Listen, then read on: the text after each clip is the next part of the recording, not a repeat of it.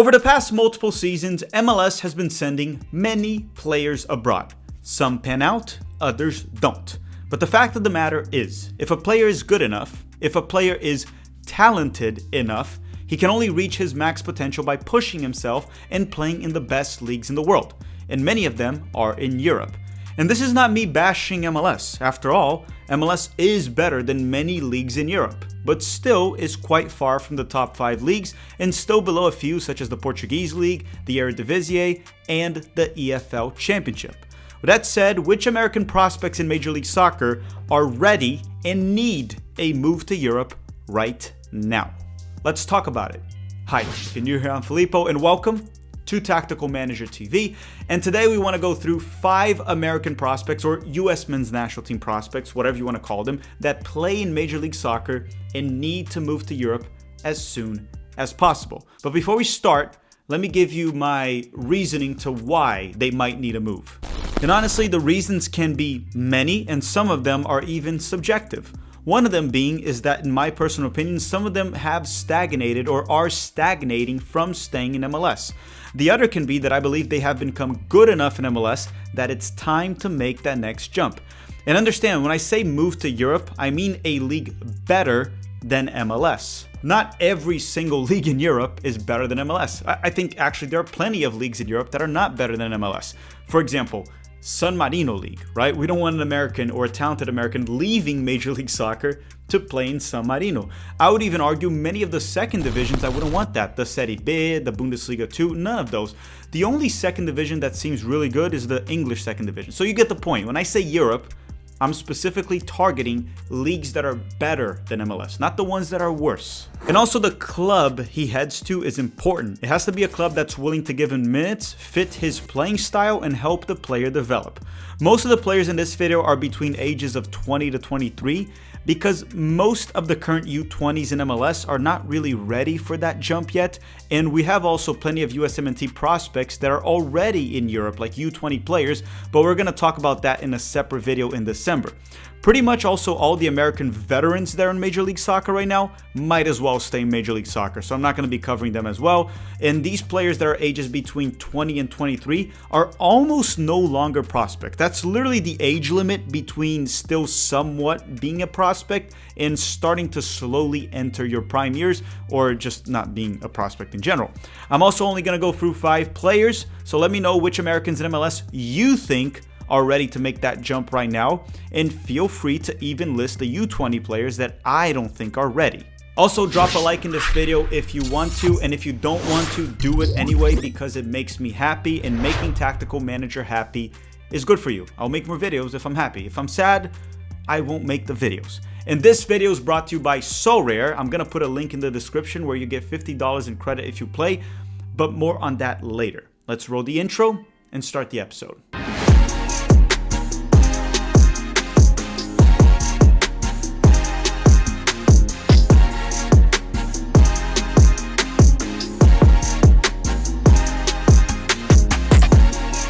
Okay, player number 1, and this is not a power ranking, right? The order is random, just to make that clear. But player number 1 is Patrick Schulte from the Columbus Crew.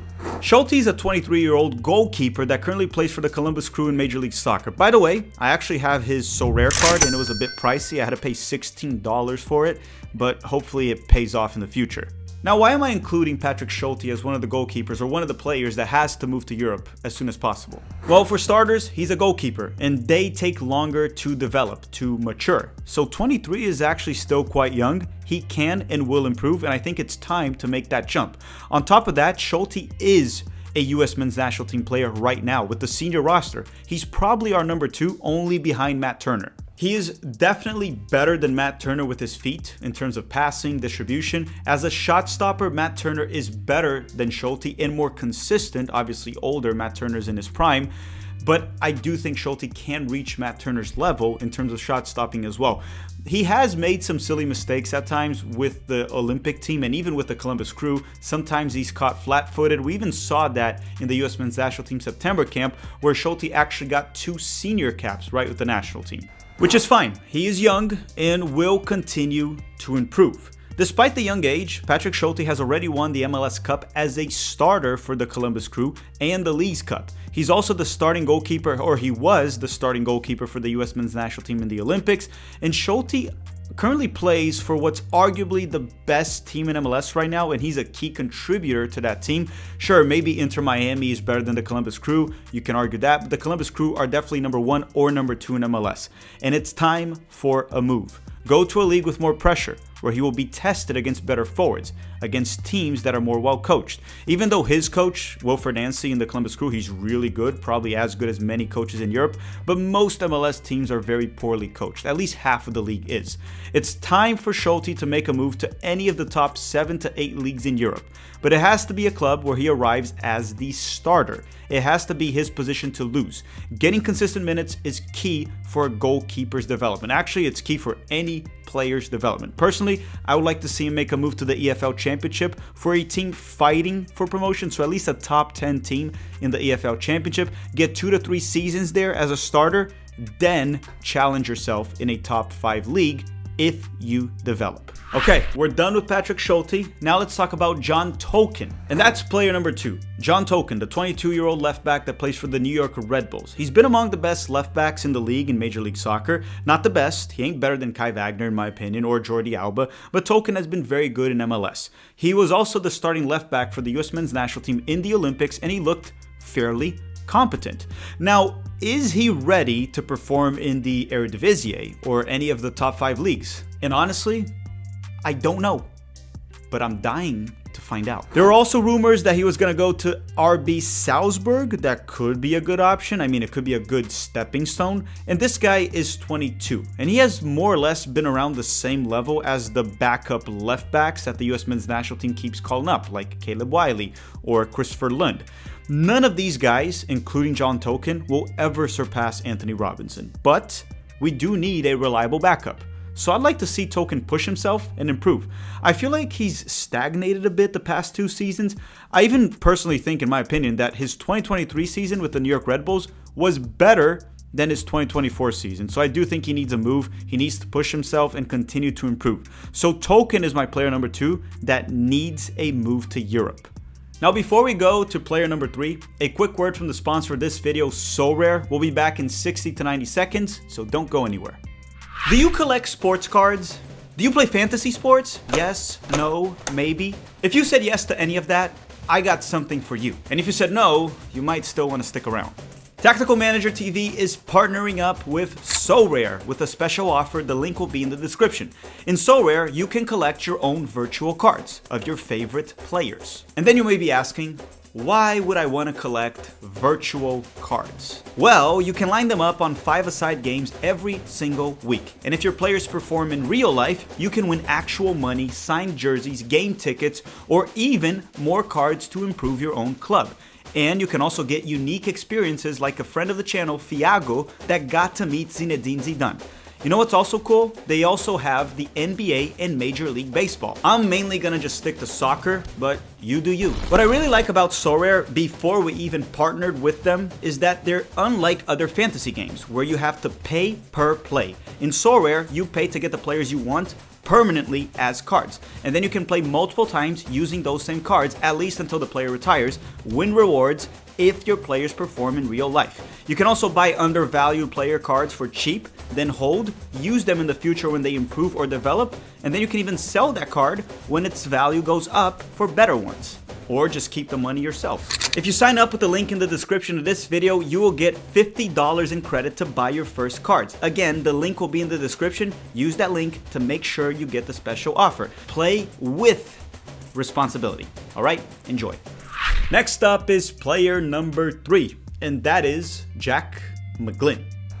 And Jack McGlynn is a 21-year-old central midfielder that plays for the Philadelphia Union. He has been mostly a starter for them for the past 2 seasons, and this current MLS season was easily his best pro season. He managed to get 4 goals and 5 assists with 30 games played and showed flashes of talent in multiple occasions. I was mainly between McGlynn and Quinn Sullivan that both play for the same team, but I think McGlynn's player profile is better for his position and his ceiling might be higher. It's a tough one because Quinn Sullivan is a year younger and he did manage to get 5 goals and 8 assists as a forward this season, but I'm still going to go Jack McGlynn here. McGlynn's forte, or his strengths, are his passing range, vision, distribution, and long shots. He has a killer left foot. The issues with him are his ability in tight spaces, his technical ability in tight spaces, and speed. This guy's slow. Like, Jack McGlynn is very, very slow. And you guys know I rate technical players over players that rely on their athletic ability, right? I'd much rather have a Jack McGlynn over a Cade Cowell, but McGlynn is like very slow, like too much. I also don't think he'll have much of a future with the US men's national team because our midfield is overcrowded. Unless we have another injury crisis, or, even if we do have one, he might still not get called in. However, I really want him to get better. Maybe go to one of the top Eredivisie teams, develop, improve. That will raise the US men's national team floor. And over time, as our floor goes up, the ceiling will get pushed higher. And I'm not saying McGlynn will never play for the US men's national team senior team or not even make the roster. He could. He is very talented. I don't think he will. But even if he doesn't, I want him to become a better player. That will be good for US soccer. It'll raise our floor.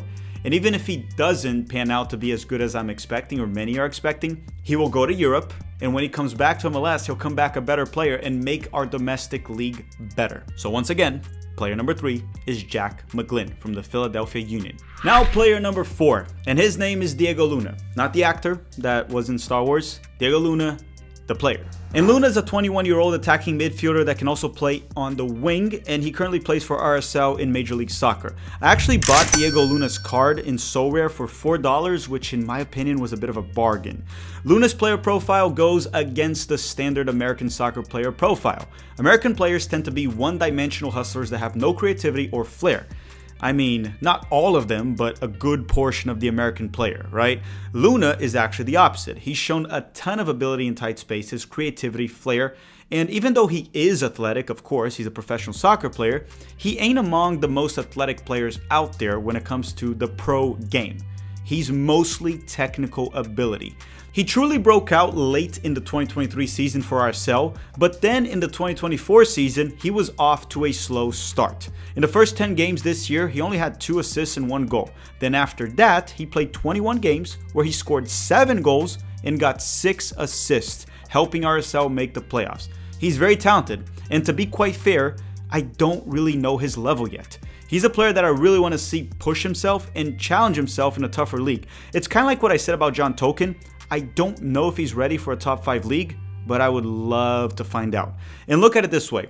Paxton Aronson is currently starting for the second best team in the Eredivisie. And Diego Luna and Paxton Aronson both played together in the USMNT U20s. And during that time, Diego Luna looked better than Paxton Aronson. And Diego Luna also looked better in MLS than Paxton Aronson. Now, to be fair, Paxton did leave MLS much younger than Diego Luna currently is. But everything I just told you makes me wonder. Could Diego Luna actually do very well if he went to the Eredivisie? And between us, a very reliable source told me that Diego Luna is very likely, or the odds of him leaving RSL this winter are pretty high. So expect him to leave RSL this January and go to Europe. Where, when exactly, I don't know. But that's all I was told. I asked, what are the odds of him going to Europe this January? The response was very high. Last but not least, we have player number 5, and his name is Jalen Neal. And if you made it this far in the video, don't forget to drop a like. I truly appreciate it, and it helps the channel quite a bit. But let's talk about Jalen. And Jalen Neal is actually a 21-year-old center back that plays with the LA Galaxy. I actually bought his card in SoRare as well, and it was super cheap. It was $1.42. That to me was actually a bargain. Now, Jalen Neal actually broke through in 2023 for the LA Galaxy, and that was even when he got called in for the US men's national team to play in the Gold Cup, and he looked fairly competent during it. After the Gold Cup, he got injured, but we'll get to that in a second. He's very comfortable on the ball. He is a true ball-playing defender. He can pass, he can distribute, he can dribble into space when needed, and in terms of defending, I would say he has been very inconsistent. I'm not going to say horrible. I definitely can't say great, especially this season for the Galaxy, at least in the second half.